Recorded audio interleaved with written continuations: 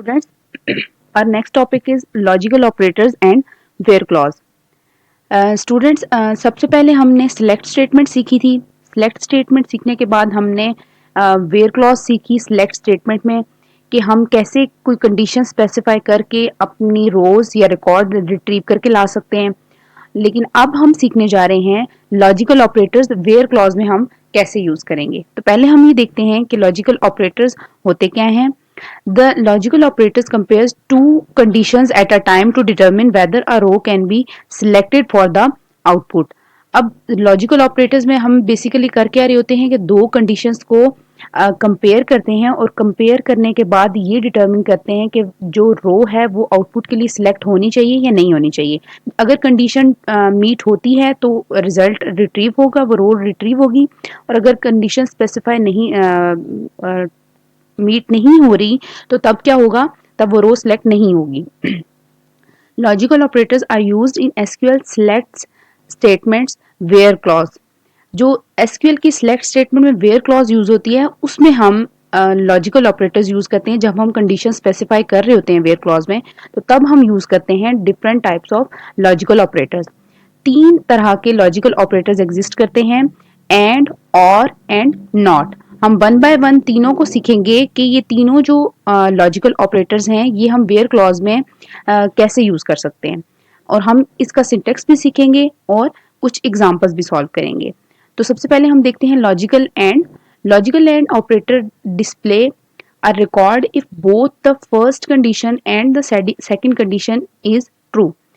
And कब true होता है? जब फर्स्ट कंडीशन और सेकंड कंडीशन दोनों ट्रू हों तो एंड का रिजल्ट हमारे पास आउटपुट में ट्रू आता है। You can restrict the records displayed in the output by supplying one or more than one condition in where clause. जब हम select स्टेटमेंट में वेयर क्लॉज यूज कर रहे होते हैं तो हम अपना जो रिकॉर्ड है रिस्ट्रिक्ट कर सकते हैं आउटपुट में कि एक कंडीशन भी हम यूज कर सकते हैं, दो कंडीशन भी यूज कर सकते हैं, और दो से ज्यादा भी कंडीशंस हम यूज कर सकते हैं वेयर क्लॉज में। All the records meeting the condition is displayed in the output. अब हमने ये पहले भी देखा कि एंड जब हमने सीखना शुरू किया तो हमने ये देखा कि जब एंड होता है, एंड में दोनों कंडीशंस का ट्रू होना मस्ट है। जब दोनों कंडीशंस ट्रू होंगी तो तब आउटपुट में रिजल्ट डिस्प्ले होगा। तो अब हम देखते हैं एसक्यूएल में लॉजिकल एंड का सिंटेक्स क्या होता है। सिलेक्ट करेंगे हम जितने भी हमने कॉलम रिट्रीव करके लाने हैं वो सिलेक्ट करेंगे फ्रॉम टेबल वेयर की कंडीशन हमने क्लॉज यूज की condition 1 and condition 2 and condition 3। इस तरह से हम मल्टीपल कंडीशंस यूज कर सकते हैं जिनमें एंड लॉजिकल एंड यूज करके हम कंडीशंस यूज कर सकते हैं। अब इसमें हमारे पास तीनों कंडीशंस जब ट्रू होंगी तब हमारे पास रो रिट्रीव होके आएगी। तो अब हम इसकी एक एग्जांपल सॉल्व करते हैं।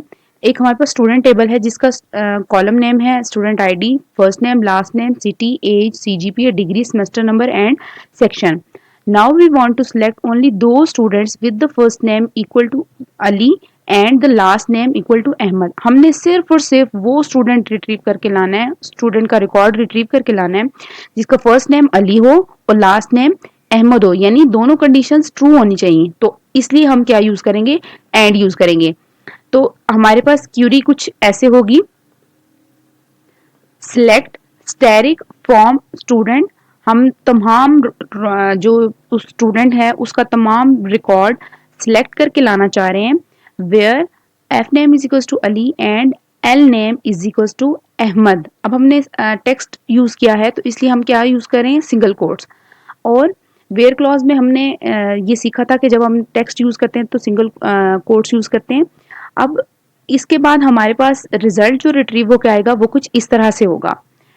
अली अहमद का कोई एक कंडीशन, दोनों एंड है तो दोनों कंडीशन ट्रू हो रही है, वो सिर्फ और सिर्फ एक रिकॉर्ड फेच होके आएगा।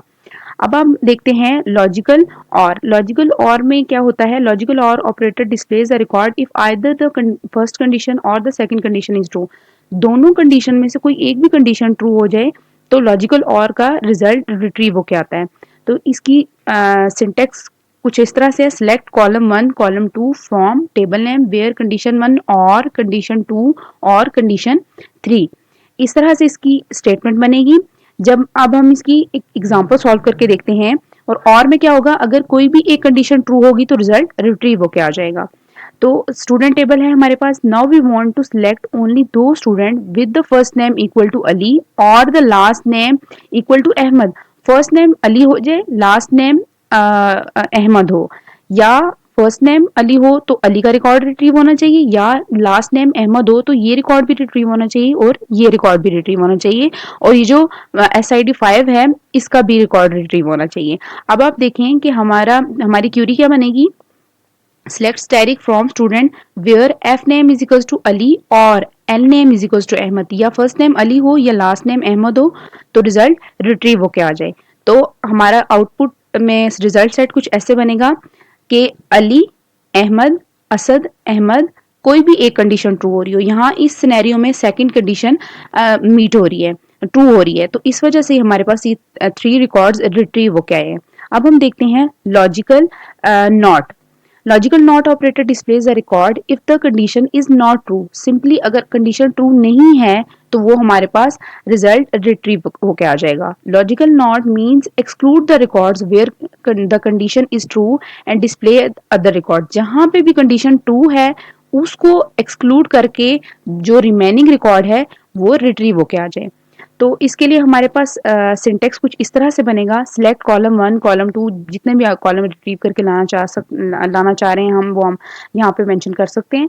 फ्रॉम टेबल वेयर नॉट, और जो भी कंडीशन है वो ना हो उसके अलावा अदर देन दैट कंडीशन हमारा रिकॉर्ड फेच होके आ जाए।